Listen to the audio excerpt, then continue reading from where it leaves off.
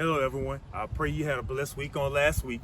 Now, this is the weekend, and before I go any further, I would just like to wish all the mothers happy Mother's Day. God bless you for all that you do and all that you bring to the table. You make this world go around, and we just thank all you mothers for what you do. Look, what you do is phenomenal to all you mothers. Happy Mother's Day to all mothers. Okay, y'all, our new title that we're about to go into is for tomorrow's service is The Prepared Seat. So what is my prepared seat, you might say? What is the Lord preparing for me? What does the Lord have? What seat does he want me to sit in?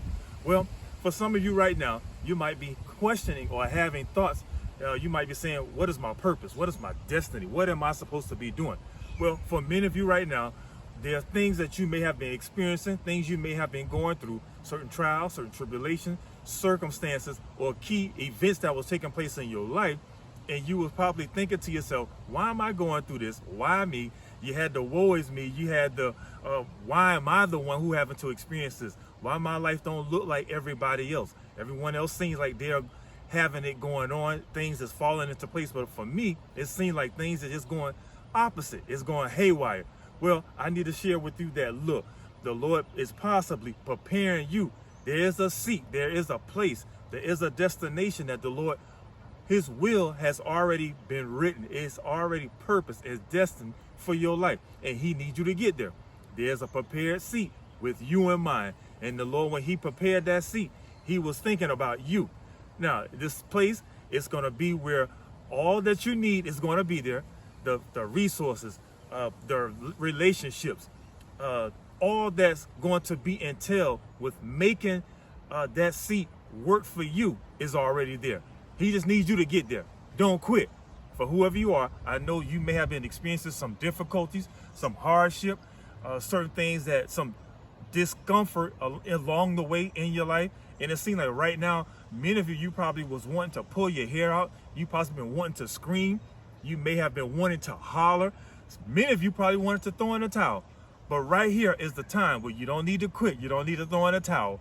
You might have to just holler out and cry and say, Lord, help me. It's okay, but just keep going forward, because if you don't quit and you keep moving forward, that means you're still on the right pathway to get to that prepared seat that the Lord already have for you. Okay, here's a few points that we will be discussing about this prepared seat. You have to also be good with, in the book of Hebrews, chapter 5, around that 14th verse, it lets us know that you have to be able to distinguish from good and evil in this season.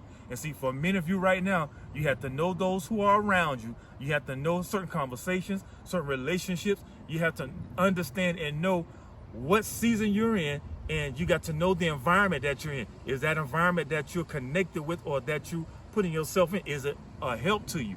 Is it helping mature you? Is it helping you get to reach that place or your destination or the assignment that the Lord has already purposed and planned for you? And if it's not, now you have to be able to know how to distinguish your conversations, certain things, because you have to be able to discern, okay, is this good or is it evil? You're going to have to do that in this hour. That's what the book of Hebrews chapter 5 is showing. You're going to have to do this. Why? Because you got to keep doing the good work. It's no matter what no one else say. You got to keep doing the good work because it's a good work. Okay, so now let's look at something else. There's something you have been experiencing so that you can learn obedience. Remember in the book of Hebrews also, chapter 5, where it talks about even though Christ is a son, it says that he still yet learned obedience because of the things that he suffered. Okay, look, there's certain things that you might be going through right now. There's certain things that you may have went through, you're going through, and it don't feel good. It may not even look good. But I need for whoever you are right now, off of this word today, I really need you not to throw in the towel, not to quit. Why? Because the Lord have a prepared seat with you in mind. And this prepared seat is gonna be better than what you could have imagined. It's gonna be better than what you could have think of or thought of. It's gonna be better than what you could have even prayed for it to be. Because you don't quit, because you don't throw in the towel. You got to, whoever you are right now, you got to keep going. You have to keep moving forward. See, those things or circumstance or situation that you was going through that was bombarding you or trying to hit you, it could be mentally, it could be in your body, it could be whatever, even in relationships. You got to keep pressing on. You got to keep moving forward. You got to keep pushing on to get to where the Lord have need for you to get to. And see, when you get there, you better believe that the Lord is going to have something awesome. It's going to be something better than what you could have imagined. And it's right there waiting on you. You got to get there. Whoever you are right now, there's a prepared seat and your name is on it. No one's going to be able to do it like you can. Why? Because that's why the Lord created you. That's what he prepared for you. Also, with you doing all of those things, you have to continue to endure. And you got to continue to endure what you may have been going through. Why do you need to endure? Because there is a prepared seat with your name on it. And see, in that prepared seat, look, you're going to be in your purpose. You're going to be fulfilling God's will. You're going to be fulfilling the plan of God for your life because you're going to be sitting in the right place. Look at Jesus. After Jesus suffered, after he went through on that cross, look what the scripture says, that after he died and was rose from the grave, not many days after, he was now seated at the right hand of the Father. But see, before Christ could get to that seat, he had to go through. There were certain things that he experienced. There was circumstance. There was distasteful things that he had to go through. There were things that he had to endure that normally anybody in their right mind wouldn't want to do it. But because Jesus, because he knew that, look, I had to do this for mankind so that they could be redeemed. And not only did he do it so mankind could be redeemed, have a way back to the Father, but he also did it because, look, it was going to please the Father. And also because now, after he complete the work, a good work, after he completed, the Father was going to now seat him at his right hand. Look, there go that place, there go that seat again. Christ was seated at the right hand of the Father. So where's the Lord, through what you're going through or what you may have been experiencing, what seat is the Lord trying to prepare for you? See, that's the thing you got to ask yourself. Okay, Heavenly Father, I'm experiencing all what I'm going through right now. Lord, show me, what is it that you're preparing for me? What is it that you're trying to get me to see? What seat are you preparing for me to sit in that I had to go through what I went through? And see, it's all preparing you for your next seat, for your next spot, for your next place that the Lord needs you to be in. So watch this. Sit in the seat of peace. Whoever you are right now, there are many of you right now, you got to be able to sit. Some of you, you need to be that one, to be that peacekeeper. You need to be able to walk in peace, walk in love, walk in joy. Hey, you got to be able to live in this thing. You got to be able to not only talk about it, but you got to also demonstrate it through your actions, through your words, through your character, through your motives, through how you even show yourself to someone else. Someone need to walk in peace, sit in peace, because you got to do this.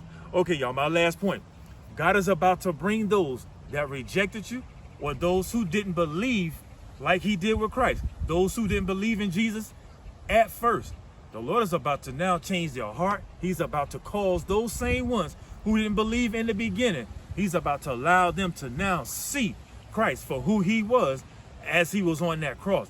Remember when that centurion, as they already crucified Christ, and in the beginning, none of them believed. But as soon as Christ gave up his spirit back to the Father, look what the centurion said. All those who were around said, surely this was the Messiah, or surely this was the man who the Lord said to come here through Jesus. It was him. And now they didn't believe at first, but in the end, they ended up believing. Whoever you are right now, I know you might have been going through in relationship with others that you may have been going through on your job or in your marriage or with children, however, whatever it may have been.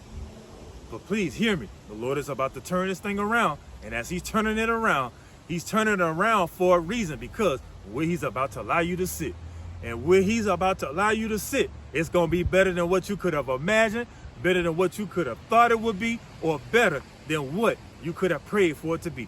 Whoever you are, I need you guys to tune in, as whether you're in person or if you're online, tune in with us on tomorrow at 10 a.m. as I go a little deeper into this prepared seat.